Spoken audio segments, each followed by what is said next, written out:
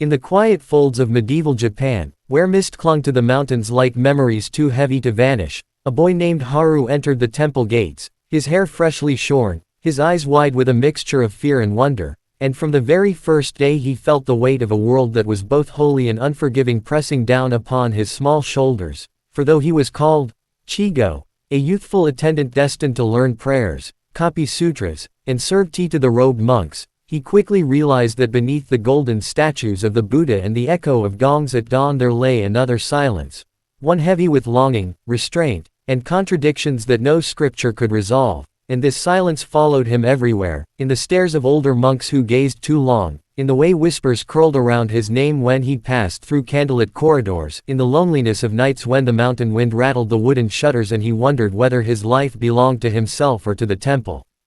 The abbot, stern yet weary, seemed to both cherish and resent him, for Haru was bright and beautiful in spirit, reciting sutras with a clarity that even the senior monks struggled to match, and this brilliance made him a treasure within the cloister but also a mirror that reminded the elders of their own lost innocence, a mirror they could not resist yet sometimes wished to shatter, and so Haru lived in this paradox, adored and burdened at once, caught between sacred duty and the quiet storms of human desire that no robe or title could wholly conceal.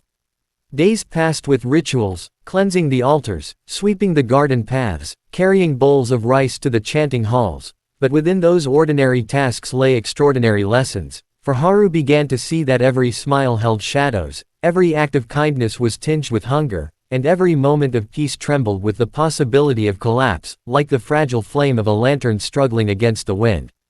He grew into his role with grace, his laughter a rare balm in the solemn halls, and yet, though the monks outwardly treated him as a vessel of purity, in their hearts they wrestled with unspoken feelings, loving him in ways they could not admit, hating themselves for it, and sometimes even despising him for awakening what they had sworn to abandon.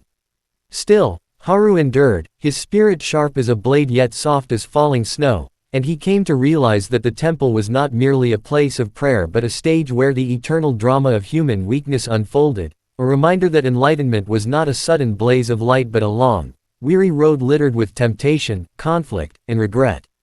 And so, while history would remember Chigo as attendants in art and literature, Haru's unspoken truth was far more complex. He was neither a victim nor a saint but a soul navigating the labyrinth of devotion and desire, carrying both the light of the Buddha and the shadows of men within his fragile frame, until one day, as the morning bells rang over the mountain and the valley below filled with the rising sun, he understood that his journey was not about escaping that labyrinth but about walking through it with open eyes, bearing witness to the contradictions of the human heart, and in that quiet, painful, beautiful acceptance, he discovered the beginning of wisdom.